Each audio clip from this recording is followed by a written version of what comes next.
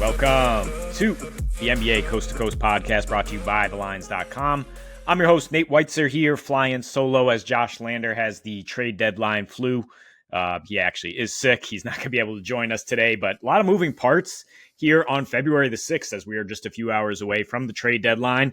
Got 6 games on the card, though, and I'm going to actually run through all of them here in a little bit of an untraditional format for us, sort of more like the old format where we did look through things, give you your leans and likes, and there's plenty to like here, although plenty of moving parts, as I said, so just keep an eye on who moves before the 3 p.m. Eastern trade deadline. Like and subscribe to this page. We will be bringing you player props and best bets every single weekday throughout the regular season and postseason, and follow TheLines.com to see where markets move here after all the dust settles after a pretty crazy trade season. So let's get right into it with Dallas, who might be able to debut AD tonight in Boston. And for that reason, like under 229.5, which continues to go up as people fall in love with that Celtics offense and its potential, is a really good look for me. I mean, under 231, 232, you might be able to get it in a few hours.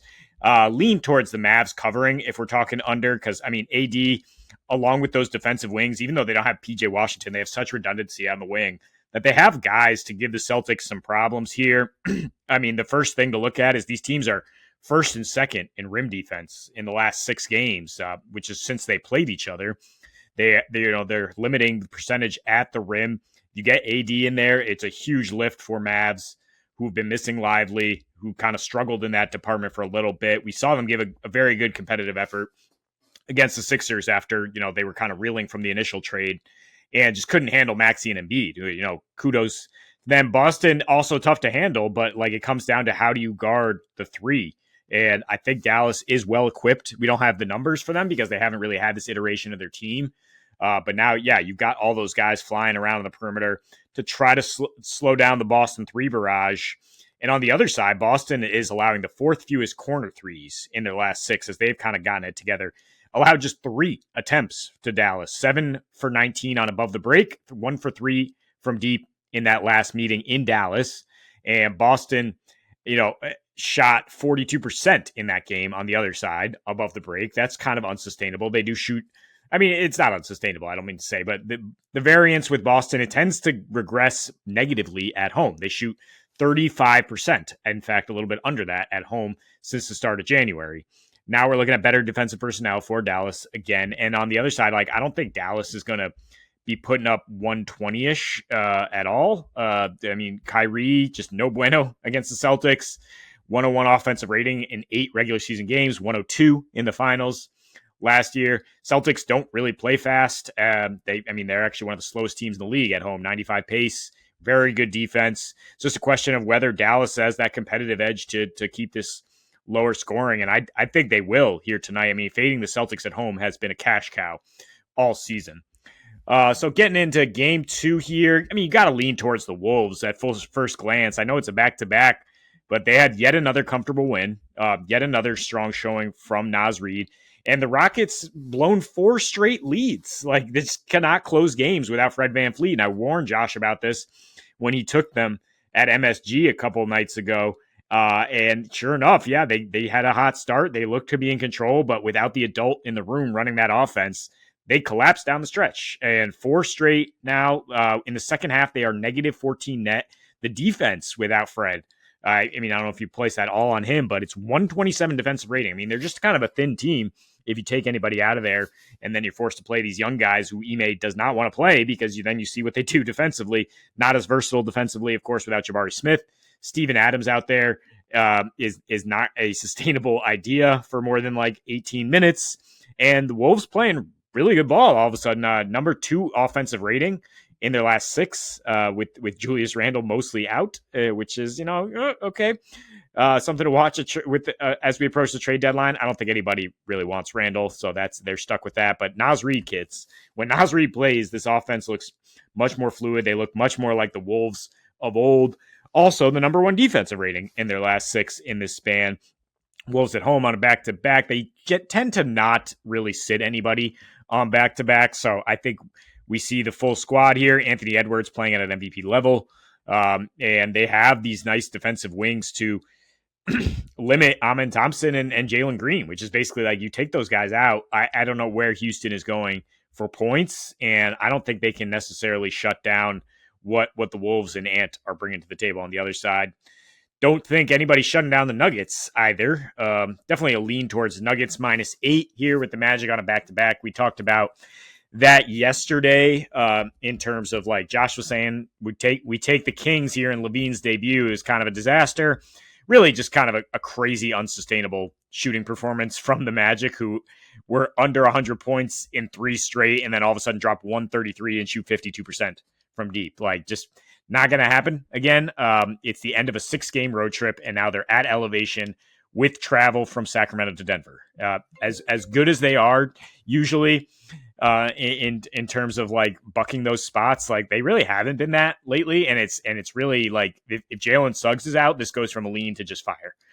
Because without Suggs, they just are not that same team that you can back as underdogs no matter what. He's just like an extension of Jamal Mosley on the floor, just absolute toughness on both sides. And even with him, I mean, they just have not been covering on the road. 33% as road dogs, 31% against the spread against the West this year. And the Nuggets at home coming off a blowout win, also on a back-to-back, yes, but they are last 4 at home scoring 136. It's just like Orlando is not keeping pace with that. They've covered the 8 in 6 of their last 7 at home, including 1 without Joker. Their last 2 losses at home have been without Joker. And, we're going to get him tonight. We're going to get him, chewing up Goga, spitting him out. Paolo has struggled against Aaron Gordon, as you would expect. That's a pretty good matchup for the Nuggets. And, yeah, I do like Franz, but other than that, like, I just don't think this Orlando offense can keep pace with it, with what's just a juggernaut out in Denver. Interesting one in LA here as the Dubs are +8. They're kind of climbing here because they made that move for Jimmy Butler, so they won't have Wiggins or Schroeder or Butler tonight. And it's a back-to-back, of course, for an old team. But, I mean, I like over 221 as for starters here. Lean towards the Warriors covering just because I don't buy the Lakers just kicking the crap out of the Clippers and their like immediate post-trade haze. I think that's just kind of like one team got caught slipping and the other team got fired up to be like, all right, let's show that we are going to be a contender here once Luka gets in the lineup. Now the Warriors are in that situation. It's like, welcome Jimmy Butler. So I think Steph actually plays and continues to put on the show that he put on in Utah. Don't think the Lakers are very well equipped to stop him or anybody. And without Wiggins, I don't think the Warriors defense is going to be very good. I know the numbers have like been about equal this year, but like he's pretty key when you go up against a LeBron James led team like Austin Reeves here and LeBron keep the scoring going.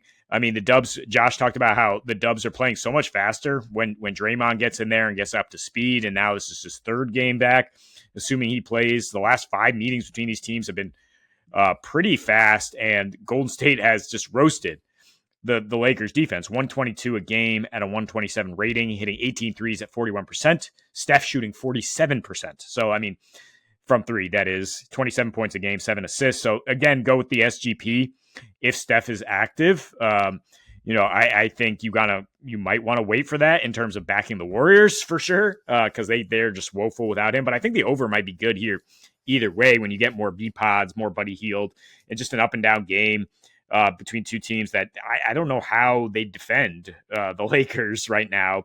They just got lucky with the Clippers missing a ton of shots in that last game. And I mean, the Dubs are literally starting post at center. Kevon Looney, the ancient one, off the bench. Like, there's just not going to be much rim protection or interior defense in this game. So hit that over. Let's go under, though, in Portland, 230 and somehow climbing. I mean, I understand the Kings are going to be an over team. And I just talked about how the Magic freaking dropped 133 on this team as they integrate Zach LaVine.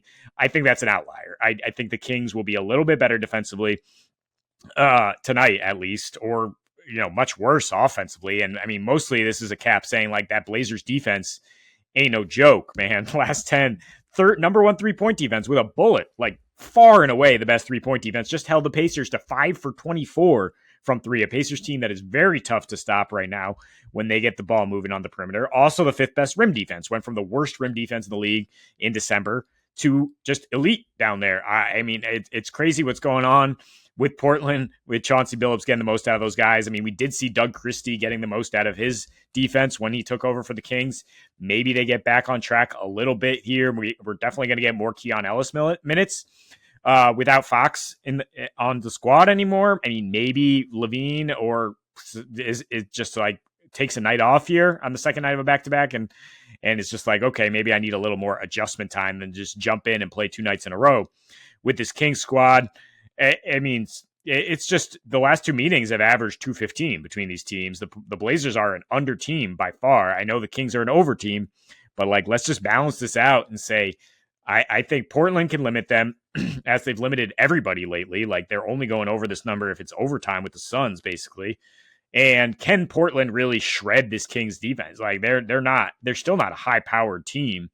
And if you put Keon on Anthony Simons, then you're just talking about some clunky basketball with Avdia, Jeremy Grant initiating, and Scoot, being that assist to turnover woeful ratio there. So I don't think that Portland is positioned to win a shootout, and I think they probably win this game here with the Kings at the rest disadvantage, and they win it with defense. So let's just take the under here and not worry about which team has more legs. Last game of the night, probably my least favorite to bet because right now, I mean, the Clippers, like I said, like what a terrible effort on Tuesday against a shorthanded Lakers team that they're supposed to own. But I'm going back to Zubac double-double in the win. I know it did not hit. He had 8 and 10 right against the Lakers because he didn't get 30 minutes, and talked about going into that how he gets 30 minutes, he gets the double-double. He pretty much gets 15 plus points as well. So, I mean, you could juice this up a little bit. Just the double-double will get you to even money with the Clippers to win. Pacers in a weird spot, I think. I mean, they're probably going to have some clarity by the time the trade deadline passes. Is Miles Turner going to still be on the team? They're hesitant to keep him, I think, because they have to pay the luxury tax, and that's just not how this franchise gets down. And in the last 2, with Turner clearly on the trading block, they've just been a sieve down low as he's a little distracted. It's fair. Out-rebounded 60-37 by the Jazz. Out-rebounded 51-39 by the Blazers. Allowed 34 second chance points in those games. Allowed 28 points off turnovers to Portland. That game still went under, by the way. And, the Clippers are really just behind OKC in terms of turning turnovers into points at home. Second highest percentage of those points at home. I think their defense definitely bounces back after just getting blitzed by the Lakers again. That just kind of clearly let their guard down. Did not bring it. Opponents are shooting an unsustainable 41% from 3 against the Clips in their last 5. They have generally been a very good defense. I think Ty Lue can game plan for what the Pacers do. I love taking the Ty Lue game plan angle because he's just such a good defensive coach. And I mean, the Pacers, we know what they want to do. And if you're ready for it, if you're hustling back in transition, you're guarding the above the break 3, which the Clippers do very well, you should be able to keep them down. And the Pacers, the last 2 on offense have just been meh. Tyrese Halliburton, terrible. 0 points against Portland. LAC just as capable of holding him down. And if you cut off that head of the snake, I think you win the game. And yeah, again, Zubac could continue to take advantage of Turner's struggles down low. And with that, that's what we have here for the 6-game slate. I think I got some good looks here. You can choose between any of them. We will keep track of these as we go through the record each night. For clarity's sake, it was 1-3 last night. Got the winners, did not get the spread in both my best bets there. But we will bring you back a full slate of 4 picks for the best bets and for the player props starting tomorrow and every weekday through the rest of the regular season and postseason. And until we see you next, happy betting.